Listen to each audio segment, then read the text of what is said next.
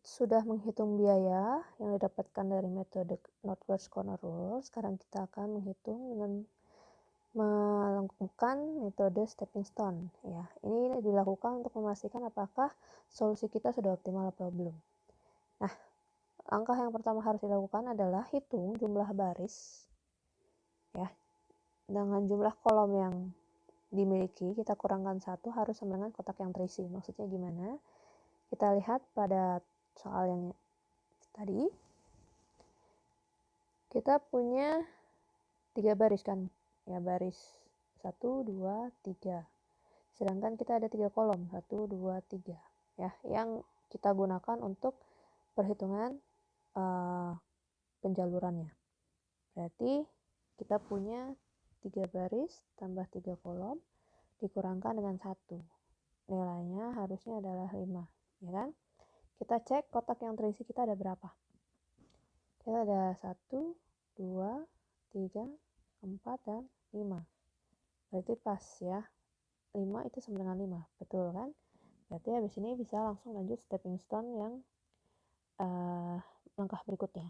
Kalau misalnya tidak, berarti ini kalian masuk ke kasus khusus. Ya, nanti dicek kasus khususnya apa. Lalu langkah kedua, kita pilih kotak yang tidak terisi untuk dicek ya. Jadi kalau misalnya lihat dari sini, kita punya kotak A, B, C, dan D, ya kan? Jadi kita ada 4 kotak yang belum terisi, yang masih kosong lah istilahnya. Masih ada kemungkinan kita memilih jalur tersebut, ya. Nah, apa yang dilakukan selanjutnya kalau misalnya sudah lihat kotak kosong, ya?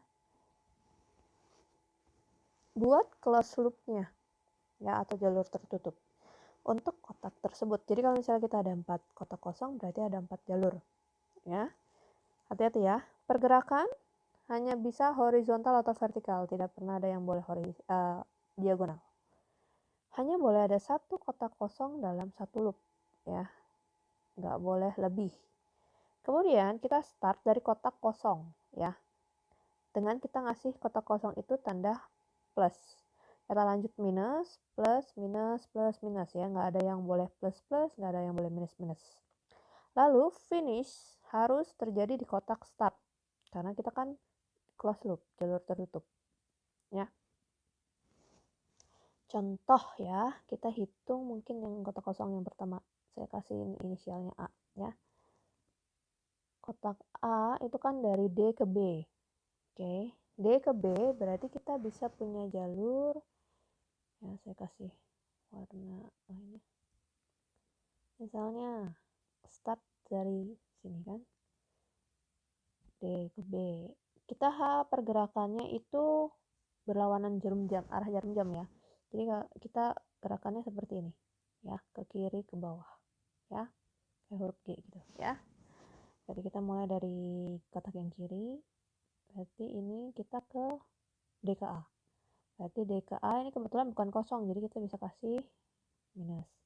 Lalu lanjut ke bawah berarti kan. Nah, berarti E ke A ini positif.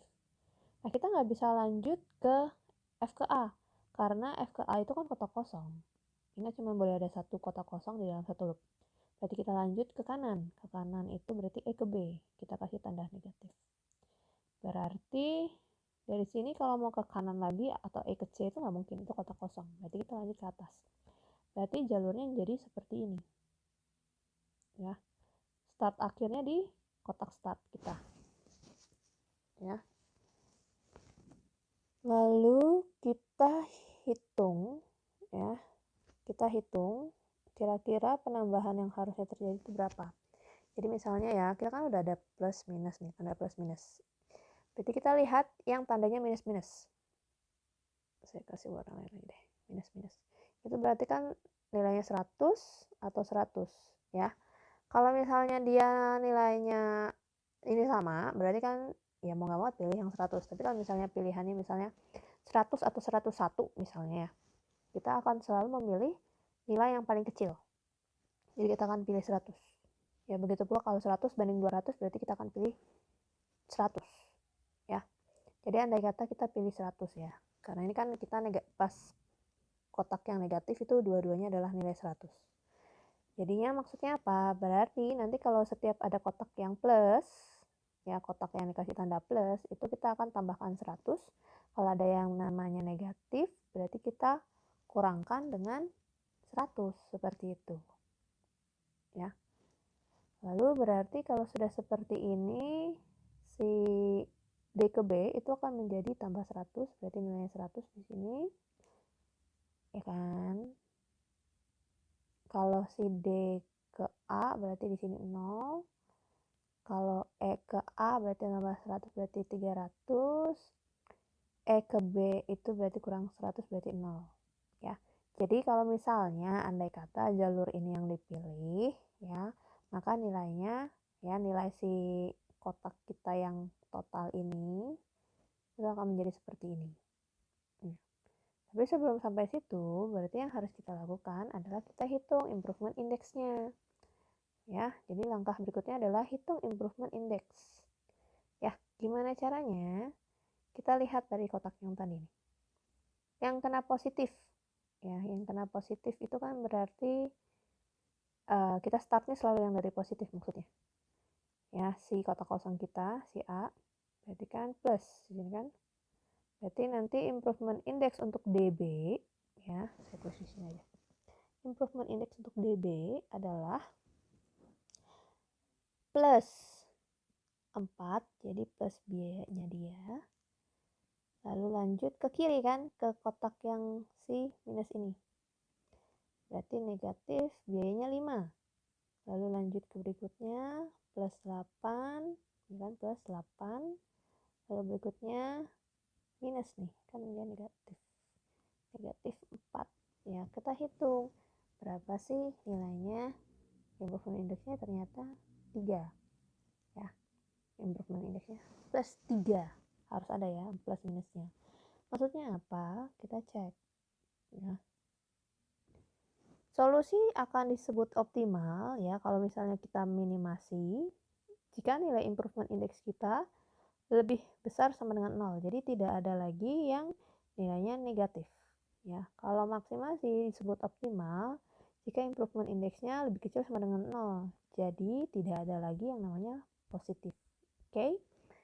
Nah, kita itu sekarang baru ngitung improvement index 1 untuk yang A. Kita lanjutnya harus hitung yang B, C, dan D.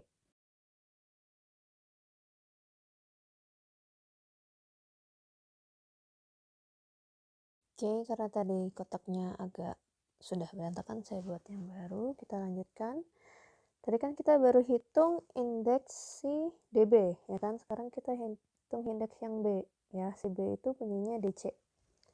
Berarti kalau kita mau buat jalurnya DC, ya, berarti kita akan start dari DC. DC itu plus. Kita nggak boleh ngambil DB. DB kan kotak kosong. Berarti kita ngambil jalurnya langsung ke ini. Langsung ke DA. Dengan karena ada isinya. Lalu lanjut ke bawah, ya kan? Karena kan berlawanan arah jarum jam ya. Berarti kita ke bawah, ini plus, nggak bisa ke bawah lagi, harus ke kanan karena bawahnya kosong. Berarti ini jadi minus, ya kan? Minus. Lalu kita nggak boleh ke kanan, berarti harus ke bawah. Jadi ini plus, harus ke kanan lagi. Ini minus. Lanjut, berarti nggak bisa ke EC. Ya, karena itu kosong, berarti langsung ke plus ini. Jadi ini jalur untuk indeks si DC ya. Kita hitung indeksnya berarti kan plus berapa? Plus 3 ya. Plus 3, lalu negatif 5, plus 8, kemudian negatif 4, lalu plus 7, lalu negatif 5. Udah kan, udah terakhir sampai si yang ini ya. Jadi kalau misalnya kita hitung, oke, plus 3 minus 5 tambah 8 dapat nilainya adalah, saya contekan, plus 4. Oke. Nah, kalau kita udah hitung yang DC, berarti kita hitung lagi untuk yang berikutnya, yaitu yang jalur indeksi EC ya, atau yang C ya, dengan yang A, yang B. Nah, sekarang kita menghitung yang indeks untuk EC. Caranya berarti kita kasih plus di EC tadi, arahnya nggak boleh ke atas, ingat ya, karena dia kotak kosong, berarti harus ke kiri. Berarti dia ke sini negatif, lalu kan pilihannya bisa ke kiri atau ke bawah ya, andai kata kita ke kiri, ini kan negatif, ini positif, mentok dong, dia nggak bisa dari F ke A. Ingat, dia nggak boleh langsung ngomong, oh saya tulis aja di sini F ke B, nah ini diagonal, nggak boleh kan, jalurnya nggak boleh ada yang diagonal, harus horizontal atau vertikal. Berarti pilihan ke EA itu tidak akan dipilih. Jadi kita pilih ke bawah. Berarti F ke B itu positif. Lanjut ini negatif, lanjut ke atas. Pas. Nah, berarti nanti improvement indexnya plus 3 ya, plus 3 ini. Kita kurangkan dengan 4. Ya, karena negatif, kita tambahkan dengan 7. Tambahkan dengan 7. Lalu kita kurangkan dengan 5. Dapat deh improvement index yang EC, nilainya adalah plus 1 ya. Berarti lanjut untuk yang berikutnya, yaitu yang kedua, improvement index untuk F ke A. Menghitung yang improvement index F A ya, F ke A, berarti kita startnya dari yang CD ini ya. Berarti harus ke kanan, mau ke bawah kan nggak bisa, udah mentok. Berarti ke sini negatif. Nah, pilihannya kalau bisa naik ke EB atau ke kanan kan, ke arah si FC ya. Andai kata kita pilih ke FC nih, ini positif, kita mau naik tuh nggak ada yang bisa loh, ini kotak kosong semua, berarti kita nggak mungkin pilih F ke C ya kan. Jadi kita lanjut naik dari FB ke EB, berarti di sini positif ya, ke sini positif ya kan, lalu lanjut ke kiri, ini negatif ya. Namanya juga jalur tertutup, berarti harus ditutup, harus ke F ke A. Jadi improvement indexnya berarti di sini startnya dari si D-nya itu plus 9. Kita kurangkan karena negatif 7 tambah dengan 4 kurangkan dengan 8. Nah, di sini kita nanti dapat nilainya adalah negatif 2. Ya. Nah, kalau udah sampai sini, kita cek kan tadi udah optimal apa belum nih? Ya, optimal apa belum kan, ini soal minimasi ya. Kalau dia minimasi, optimalnya kalau sudah indeksnya semuanya lebih besar sama dengan 0, jadi nggak boleh ada yang negatif, itu dilarang.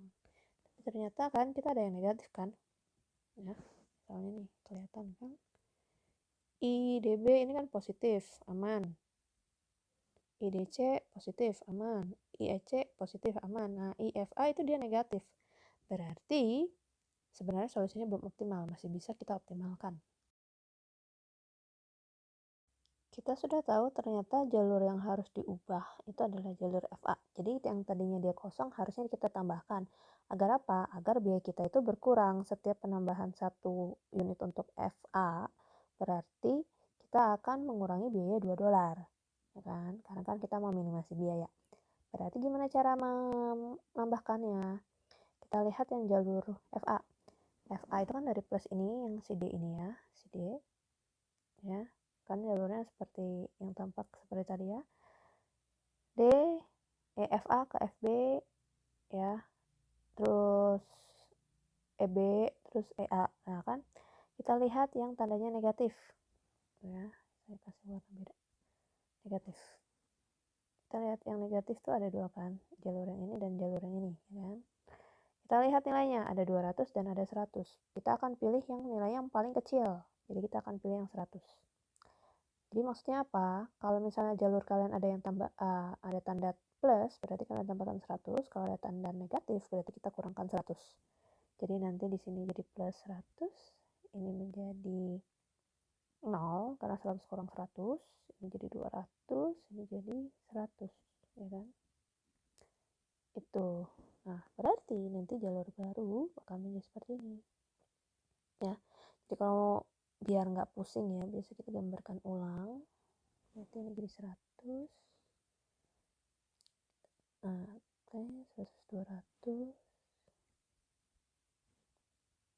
Ini terus 100, 0, 200. 100, 0, 200 ya.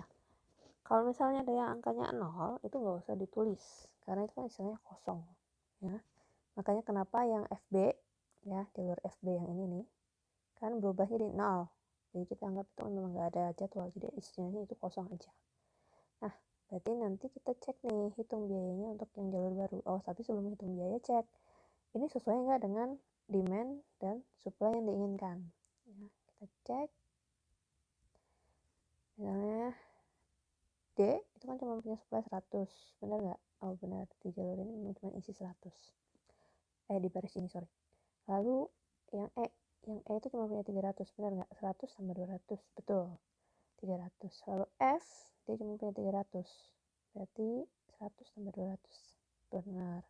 Lalu kita lihat yang A, dia maunya kan cuma mau 300 nih, kita udah kasih 100, 100, 100, pas 300. Yang B mintanya 200, kita kasih 200 sesuai. Yang C dia minta 200, kita kasih 200.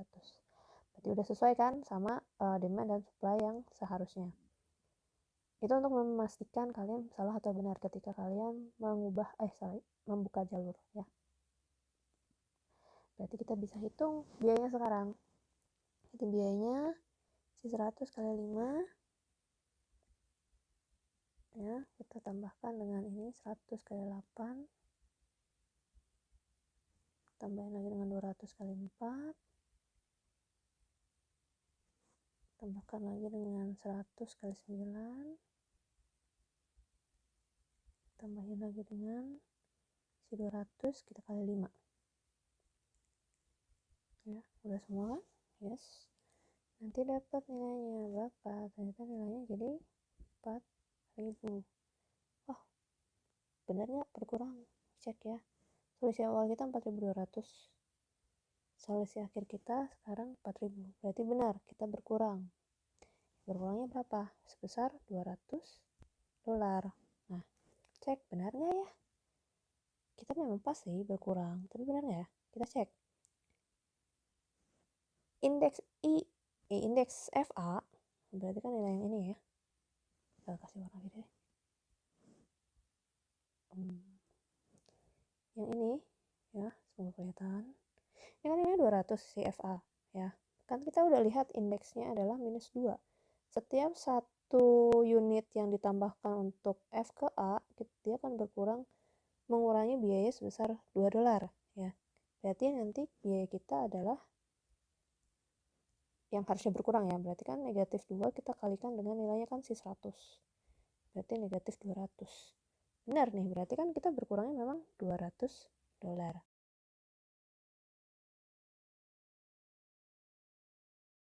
Jadi kita udah dapat kan, ini solusi kedua kita ya, dengan kita dapat biayanya adalah 4.000.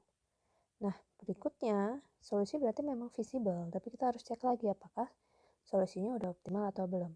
Berarti yang harus dilakukan adalah ulangi lagi langkah pertama dari stepping stone. Jadi kita hitung misalnya jumlah kotaknya ya. Jadi kita punya ya jumlah baris kan masih sama kan. Jumlah baris 3 tambah kolom 3 kurangin 1, itu kan nanti nilainya 5.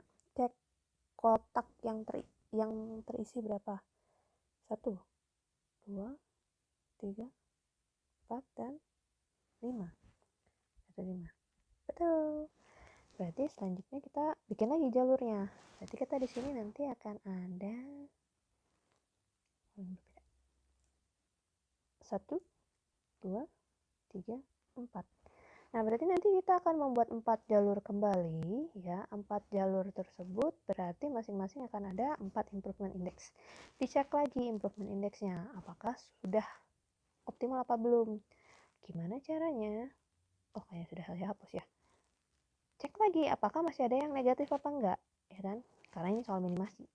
Kalau masih ada yang negatif berarti harus dilakukan langkah seperti yang tadi, kita membuka jalurnya kembali.